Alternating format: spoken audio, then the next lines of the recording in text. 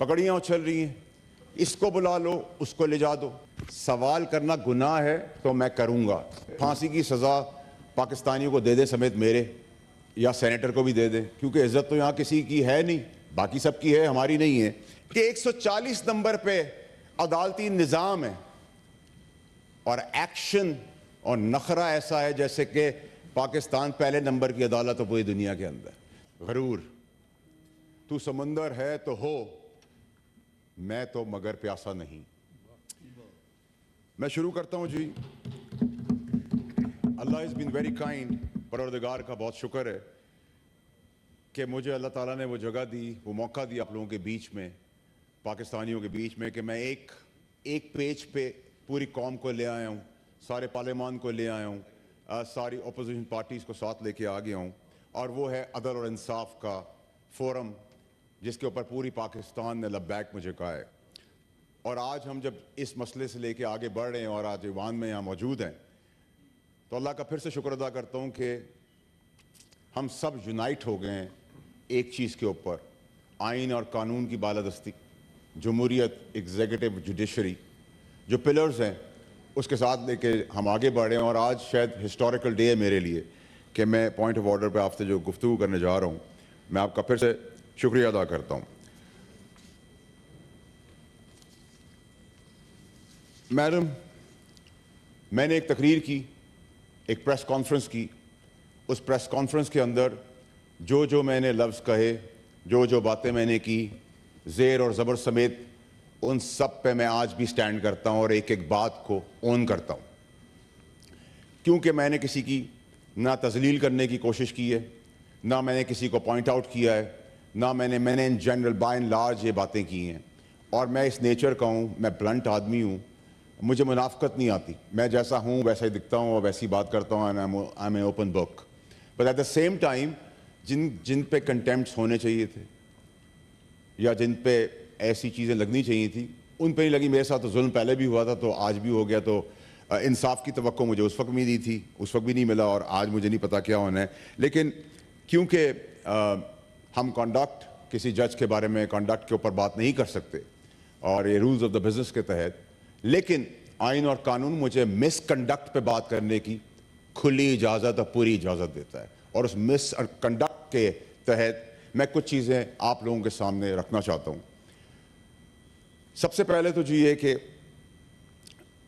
Chief justice साहब, supreme court of Pakistan ने, ये हमें मीडिया के ज़रिए पता चला कि हम किसी भी इदारे को वो ना करें, ब्लेम ना करें, और किसी इंडिविजुअल से कोई प्रॉब्लम है और किसी ने कोई गलती की, उसको पॉइंट आउट करें। तो मैं तो किसी की गलती की बात मैंने तब भी नहीं की थी, उससे पहले भी नहीं की थी। जिन्होंने बातें की वो मैं आगे चल के आपको बताऊंगा। थोड़ा सा टाइम ईवान का लूँगा। अब मुझे आप एक बात बताएं मैडम, कि मैं तो बात हमेशा करता हूँ ठोस और पुख्ता बात करता हूँ, शवाहिद के साथ बात करता हूँ। अब आप कहें कि पाकिस्तान में निशानदही करना, अकाउंटेबल ठहराना भी जुर्म है, तो फिर फांसी की सज़ा पाकिस्तानियों को दे दे समेत मेरे, या सेनेटर को भी दे दे, क्योंकि इज्जत तो यहाँ किसी की है नहीं, बाकी सबकी है, हमारी नहीं है। मैडम, यहाँ मैं आपके सामने एक खाका पेश कर रहा हूँ शवाहिद के साथ। लॉ मिनिस्टर साहब, आपकी भी तवज्जो की जरूरत पड़ेगी। लाहौर हाई कोर्ट एक 7 फरवरी 2023 को खत लिख रहा है। ये सुनिएगा जी बड़ा गौर से। लाहौर हाई कोर्ट लिख रहा है और डिमांड कर रहा है चेयरमैन बॉक्सेस मैचेस के लिए 30 वीवीआईपी कार्ड्स फैमिलीज के लिए, रेड स्टिकर गाड़ियों के लिए, कि चल के जाना ना पड़ जाए, थक जाएंगे, क्योंकि आप जज हैं। फिर हर मैच के 25 वीवीआईपी पासेस दिए जाएंगे। और ये खत हाई कोर्ट लिख रहा है, मैं नहीं लिख रहा। शवाहिद, कोड ऑफ कंडक्ट, सादिक अमीन, सेनेटर साहब, इसकी तारीख क्या है? What is the date? 7 फरवरी 2023। I see. इसके बाद एक यही खत प्रेस के पास आया था। और आपको पता है कि ऐसी चीजें प्रेस को नहीं दिखानी चाहिए, जैसे मेरी प्रेस कॉन्फ्रेंस में डिस्कशन नहीं होना चाहिए, क्योंकि मैं तो दहशतगर्द हूं। मैंने पाकिस्तान की सलामती के ऊपर बात कर दिया है, किसी पे हमला कर दिया है, तो आप प्रेस कॉन्फ्रेंस की तरह मीडिया को ना करें। तो मीडिया का प्रेशर आया, तो फिर यही हाई कोर्ट जवाब में लिखता है कि हमसे ये गलती हो गई। अब इस पेपर के बाद, हाई कोर्ट के पेपर के बाद, इस जज साहब को मिसकॉन्डक्ट के सादिक और अमीन के जुमरे में लाकर, जो जज लाखों गरीबों की किस्मत के फैसले नहीं कर रहा, उसके पास टाइम है कि 30 passes VVIP along with red sticker for their cars, ताकि वॉक ना करनी पड़े। तो इसमें शवायद के बाद क्या कोर्ट के पास कोई प्रोविजन नहीं है कि वो सेल्फ अकाउंटेबिलिटी के तहत इस पे एक्शन दे? ये जज किस तरीके से जज की कुर्सी पे बैठे हुए, सवाल करना गुनाह है तो मैं करूंगा, अगर ये गुनाह कबीरा है तो मैं करूंगा। मैडम, ये हो गया एक। दूसरे मसले पे आ जाए। दूसरे मसले में लाहौर हाई कोर्ट जज साहब अली बाबर नजफी साहब, अली बाकर नजफी साहब, लेटर के थ्रू, ये लेटर है, लेटर हाई कोर्ट का लेटर है, कहते हैं मेरे बेटे को सैयद मोहम्मद अली ने अमेरिका जाना है वाया अबू धाबी।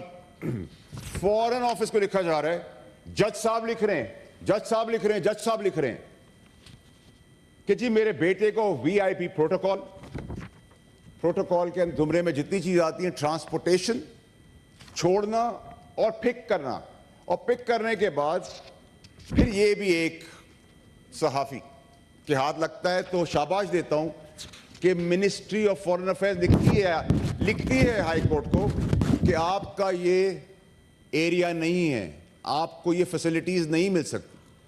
अब आप मुझे ये बताएं कि अगर जज सुपीरियर कोर्ट्स के अपने लेटर हेड पर इंसाफ तो नहीं दे पा रहे, लेकिन अपने पर्क्स, प्रिविलेजेस, अपनी रिस्पॉन्सिबिलिटी के दायरा कार से बाहर निकलकर ये काम कर रहे हैं, मैं समझता हूं कि ये कैसे पॉसिबल है कि एक जज के पास इतना टाइम हो।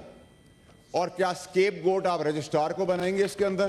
तो अगर ये रेकलेसनेस, अगर ये केयरलेसनेस और ये सब चीजें कोर्ट्स के अंदर मौजूद हैं, तो आम पाकिस्तानी का क्या होगा, उसका फैसले का क्या होगा, उसकी किस्मत की तकदीर का फैसला कौन करेगा, मेरी किस्मत का फैसला कौन करेगा?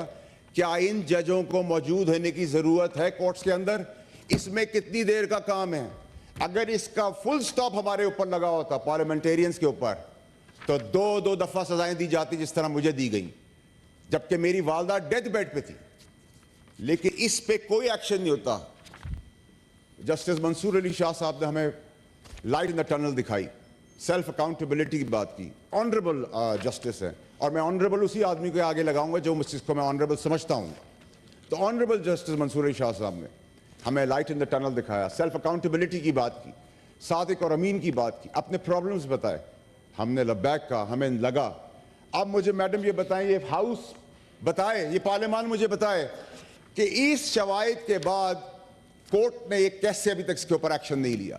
तो अकाउंटेबिलिटी क्या है? आपसे सवाल हो तो कंटेम्प्ट, आपसे गलती हो तो मिस्टेक। आगे चलें जी। डिस्ट्रिक्ट सेशन जजेस इस्लामाबाद के 2 साल पहले लिख रहे हैं चीफ जस्टिस साहब को कि जज मोहसिन क्यानी साहब उनको हरास कर रहे हैं, उनकी ACRs रोक रहे हैं, अपने इन्फ्लुएंस को मिसयूज कर रहे हैं। ये मैं नहीं कह रहा, ये उनके नीचे के जजेस कह रहे हैं। और 2 साल के बाद फिर एक और खत जाता है, ये भी मैं नहीं कह रहा, उनके नीचे मातहत जजेस बता रहे हैं कि मिसकॉन्डक्ट क्या है, किस तरीके से हमें हरास किया जा रहा है। हम उनकी बात नहीं सुनते तो हमारी ACRs, हमारी प्रमोशंस, ट्रांसफर, पोस्टिंग करा दी जाती हैं।